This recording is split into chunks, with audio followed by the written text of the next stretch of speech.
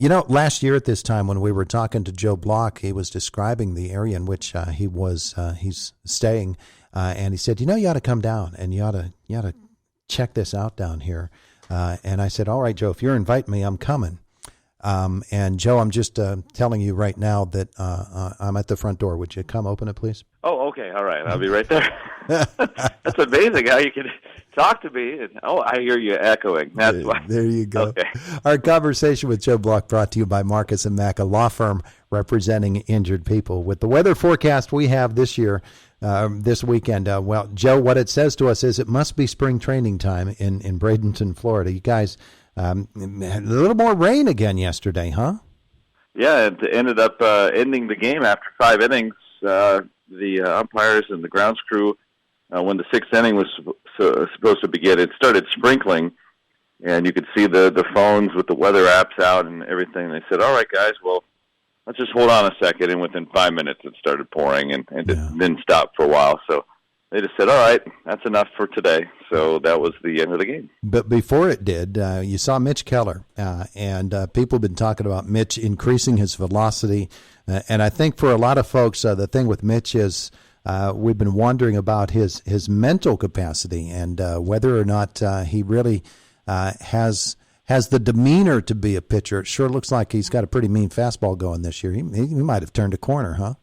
Yeah, I think you pretty much hit it on the head, because imagine being a guy that your whole life, high school, and then you go to pro ball, and all you do is dominate. And then you get to the major leagues, and you have all these expectations, and for some reason, it's another animal. But it's really just pitching against a little bit better guys than you did, just like you did at each level you've moved up, before that. But sometimes, in fact, a lot of times, it kind of, you see those deer in headlights looks on guys, and I think that kind of happened with Mitch Keller. And at first, that happens to just about everybody, but it kept going, and you saw him not really be the same pitcher that he was in the minor leagues. And we kept hearing, this guy throws really hard, and he's got great stuff, and he throws strikes. And we didn't see that very often at the major league level. Well, now, yes, it's spring training, but and we talk about, well, you don't want to look at the numbers in spring training, but what are you looking at? Well, the guy's throwing 97 to 99. He's throwing more strikes. He's coming right after guys, even some of the Phillies' top sluggers yesterday. Threw a 3-1 fastball to Rhys Hoskins, big home run hitter. Broke his bat, popped him up. He knows a fastball is coming, but it's 98, and it's perfectly placed, and that's the kind of stuff that gets you to be really excited. So now maybe he's back to what he was in the minor leagues, where he put up eye-popping numbers. And those are the things in spring training that really excite you, because you want to see some of these young players step forward, not just the guys that are coming up from the minor leagues, the guys who have come back, and we've heard a lot about, and realize all that great promise that we heard when they were minor leaguers a few years ago. Yeah, you look for guys to take steps, especially when you're looking at the pitching staff. J.T. Brubaker is another one that you look at and you say, boy, there's all kinds of potential with that guy. He's got the body type for it. He seems to have a pretty mean set about him as well. He doesn't back down from anything. And he's one of those guys that you say, one of these days he's going to really start to get it. And maybe this is the year for a guy like that as well. I totally agree. I think he shows that he has above average stuff. Fastball, curveball, sliders, very, very good. And then he was very good for the first month and a half, 2 months of last season, and then fell off a cliff. And why?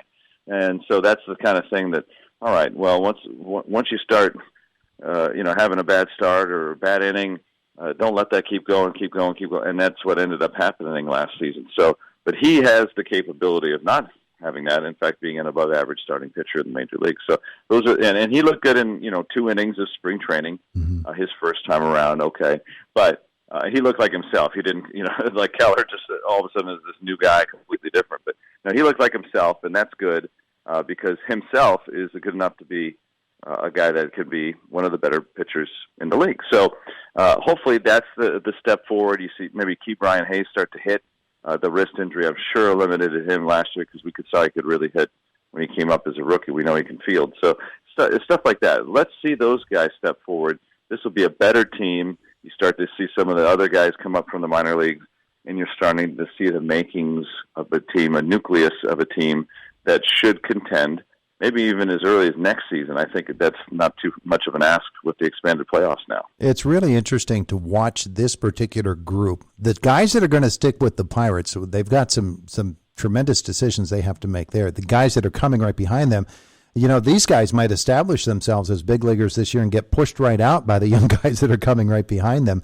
But we're wondering about second base this year because there are all kinds of candidates and they bring all kinds of different backgrounds. Some are good field and no hits. Some are guys that can do a little bit of both. Some are guys that struggle with the glove a little bit.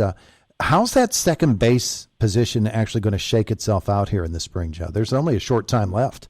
Yeah, I think it's pretty wide open. If they do keep expanded rosters, or even if they don't really, you're going to have some guys back up. So there'll be 2 or 3 different guys probably playing there when the season starts. So it's almost like competition continues. And, it's great to have competition. It brings out the best. You hear all that. Well, really, what's even better than competition is having guys that establish themselves because they're so good that you're not going to move them off that spot. And I think that's where the Pirates are hoping to head in this year, is that the auditions start to end and you start to have guys that are good at a position. And, Brian Reynolds is in center field. He's really good. There's no question who's playing center field. At third base, Ke'Bryan Hayes should be, the best defender in baseball at that position. He really is. Okay, can he hit? And then he hits, and he's like, there's no question anybody's playing. I hope to see this year is by the end of the year, there's more guys that solidify their spots. Yeah. And then you're looking at around at other positions for this particular team. Greg Allen certainly made an impression yesterday. He's a guy came over from the Yankees. Yeah, and you hope that he can make the ball club. He's out of options, which means you can't send him to the minor leagues without risking losing him. So that kind of gives him a leg up. And with the way that he's played, in the Yankee system, they showed him some things that maybe give him some more power. He's definitely a speedy guy. Didn't have a lot of power. He's still not going to have a ton. He's hit a couple of spring home runs. You can see that there's liveliness in that bat. He can definitely defend well, so he could be a useful player for the team because, as you said, there's guys coming, but you need guys to play now. And some of those guys that are just here to play now might end up being something. So that's why you bring those guys in to see if maybe you got a little something more than that. Yeah. Okay. So the weekend, Joe, for you, of course, I've been doing some internet games this week and some TV games as well. Back on the radio comes Saturday or Sunday, I should say. But it's getting down there, isn't it? It's another week or so, and then you're playing regular season baseball. Yeah, I just noticed that today I was looking to see that, and usually at this stage of spring training, you say, all right, well, we got 4 weeks until that final week. What are we going to do? No, it's going quickly, and a lot of things are happening in terms of guys moving on to the minor league camp, and decisions are being made almost every day now. So it's kind of fun to see the pace of spring training because usually it slogs a little bit. So it's moving along, and yeah, before you know it, it's going to be 4-1-2 day at PNC Park opening day, and St. Louis will be the opener in just over 2 weeks.